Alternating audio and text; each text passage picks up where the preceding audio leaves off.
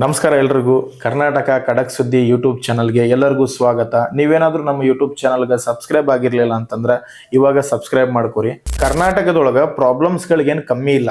ಯಾದಗಿರಿ ಒಳಗೆ ಭಾರತ ದೇಶಕ್ಕೆ ಮೆಡಲ್ ತೊಗೊಂಬಂದಿರುವಂಥ ಕ್ರೀಡಾಪಟುಗೆ ನ್ಯಾಯ ಸಿಗ್ತಿಲ್ಲ. ಅವರು ನ್ಯಾಯಕ್ಕಾಗಿ ಹೋರಾಟ ಮಾಡಾಕತ್ತಾರ. ತಮ್ಮ ಮೆಡಲ್ಗಳನ್ನೆಲ್ಲ ರೋಡ್ನಾಗ ಇಟ್ಕೊಂಡು ಮಾರಾಕತ್ತಾರ. ಈಗ ಸೇಲ್ ಮಾಡಕ್ ಶುರು ಮಾಡಿದೀವಿ. ಸೊ ಮೊನ್ನೆ ತಾನೇ ಲೇಟೆಸ್ಟ್ ಎಡಿಷನ್ ಮೆಡಲ್ ರೆಡಿ ಇದೆ ನಮ್ಮ ಹತ್ರ. ಖೇಲೋ ಇಂಡಿಯಾದ ಬ್ರೌನ್ಸ್ ಮೆಡಲ್ ನಮ್ಮ ಹತ್ರ ಇದೆ. ಇದು ತುಂಬಾ ಕಡಿಮೆ ಬೆಲೆಯಲ್ಲಿ ಮಾರ್ತಾ ಇದೀವಿ. ರೀಸನ್ ಇಷ್ಟೇ, ಈ ಬಂದಿರೋ ದುಡ್ಡು ನಮ್ಮ ಸ್ಟೇಡಿಯಂಗೆ ಹಾಕಿ ಏನಾದ್ರು ಉದ್ಧಾರ ಮಾಡೋಣ ಅಂತ. ಯಾರಾದ್ರೂ ಇಂಟ್ರೆಸ್ಟ್ ಇತ್ತು ಅಂದ್ರೆ ಬೈ ಮಾಡಕ್ಕೆ. ಲಕ್ಷಾನುಗಟ್ಲೆ ಈ ಗ್ಯಾರಂಟಿಗಳ ಯೋಜನೆಗಳಿಗೆ ಸಾಲ ಮಾಡಿರುವಂತ ನಮ್ಮ ಸರ್ಕಾರಕ್ಕೆ ಈ ಲಕ್ಕುಂಡಿ ಗ್ರಾಮದ ಒಂದು ಕುಟುಂಬ ಸಿಕ್ಕಿರೋ ಬಂಗಾರವನ್ನು ಫ್ರೀಯಾಗಿ ಗಿಫ್ಟ್ ಕೊಟ್ಬಿಟ್ಟೈತಿ. ಈಗ ಮತ್ತೆ ಶಾಲು ಮಾಲಿ ಹಾಕ್ಸ್ಕೊಂಡು ಮಾರನೇ ದಿನ ನ್ಯೂಸ್ ಚಾನಲ್ಗೆ ಬಂದು ಆ ಬಂಗಾರ ನಮಗೆ ಬೇಕಂತ ಹೇಳಿ ಬಾಯ್ ಬಡ್ಕೊಳಕತ್ತಾರೆ. ದಯವಿಟ್ಟು ಆ ಬಂಗಾರವನ್ನು ಅವ್ರಿಗೆ ತಲುಪಿಸ್ರಿಪ್ಪ, ಇಲ್ಲಾಂದ್ರೆ ಅವ್ರು ಏನಾದ್ರು ಮಾಡ್ಕೊಂಡು ಸತ್ತಿಗಿತ್ತಾರೆ. ಯಾದಗಿರಿ ಒಳಗೆ ಲೋಕೇಶ್ ರಾಥೋಡ್ ಅನ್ನೋರು ಕ್ರೀಡಾಪಟು ಅವರು ಭಾರತ ದೇಶಕ್ಕೆ ಮೆಡಲ್ ತೊಗೊಂಬಂದಿದ್ದಾರೆ. ಅಲ್ಲಿ ಇರುವಂಥ ಒಂದು ಸ್ಟೇಡಿಯಂ ಇನ್ಕಂಪ್ಲೀಟ್ ಇದೆ, ಕಂಪ್ಲೀಟ್ ಆಗಿಲ್ಲ.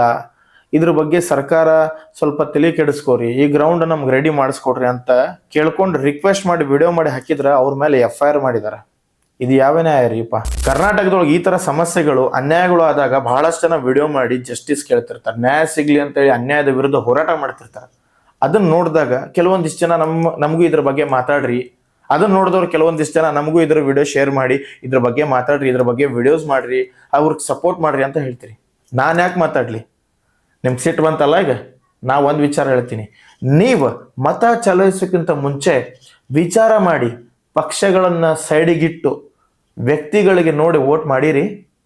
ನೀವು ಅವತ್ತ ವ್ಯಕ್ತಿಗಳಿಗೆ ಅವರ ಒಂದು ವಿಚಾರಗಳಿಗೆ ಪಕ್ಷಗಳನ್ನ ಸೈಡಿಗಿಟ್ಟು ಒಳ್ಳೆ ವ್ಯಕ್ತಿಗೆ ವೋಟ್ ಮಾಡಿದಿದ್ರೆ ಈ ತರ ಸಮಸ್ಯೆ ಇವತ್ತು ಕರ್ನಾಟಕದೊಳಗೆ ಹುಟ್ಕೊಳ್ತಾ ಇರಲಿಲ್ಲ.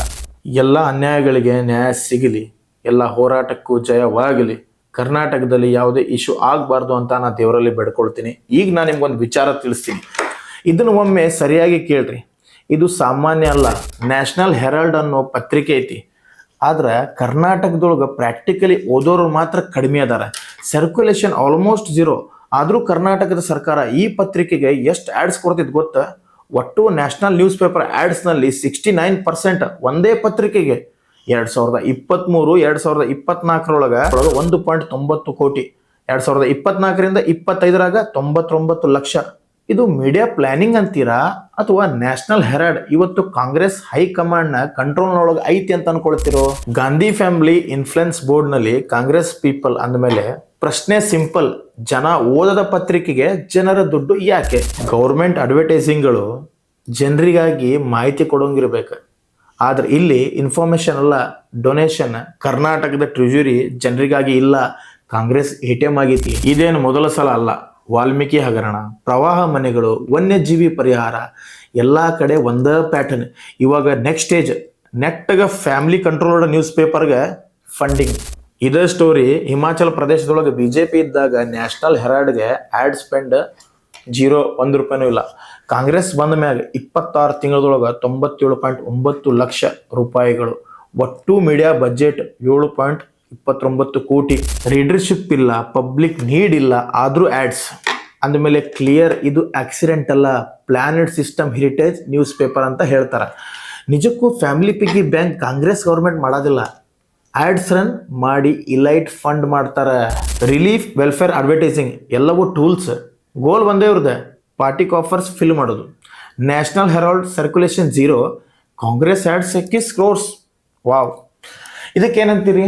ನನಗೆ ಅನ್ಸಿರೋ ಪ್ರಕಾರ ನಾ ಹೇಳಿನಿ, ಲಾಟ್ ಸಿಸ್ಟಮ್ ಅನ್ನೋದಕ್ಕಿಂತ ಬೆಸ್ಟ್ ಎಕ್ಸಾಂಪಲ್ ಅನ್ಸುತ್ತೆ. ಇದು ಜನಗಳು ಅರ್ಥ ಮಾಡ್ಕೋಬೇಕು, ಈಗಾದರೂ ಎಚ್ಚರದಾಗಬೇಕು. ಸರ್ಕಾರ ಯಾವುದೋ ಇರಲಿ, ಮಾಡ್ತಿರೋ ಮಿಸ್ಟೇಕ್ಸ್ಗಳನ್ನು ತಿಳಿಸುವಂಥ ಕೆಲಸ ನಮ್ಮದು. ನಮಸ್ಕಾರ. ಮತ್ತೆ ಸಿಗುವ ಹೊಸ ಸುದ್ದಿಯೊಂದಿಗೆ ಕರ್ನಾಟಕ ಖಡಕ್ ಸುದ್ದಿ ಯೂಟ್ಯೂಬ್ ಚಾನಲ್ಗೆ ನೀವೇನಾದರೂ ಸಬ್ಸ್ಕ್ರೈಬ್ ಮಾಡ್ಕೊಂಡಿಲ್ಲ ಅಂದ್ರೆ ಇವಾಗಲೇ ಸಬ್ಸ್ಕ್ರೈಬ್ ಮಾಡ್ಕೊರಿ. ನಮಸ್ಕಾರ. ಜೈ ಹಿಂದ್, ಜೈ ಕರ್ನಾಟಕ ಮಾತೆ.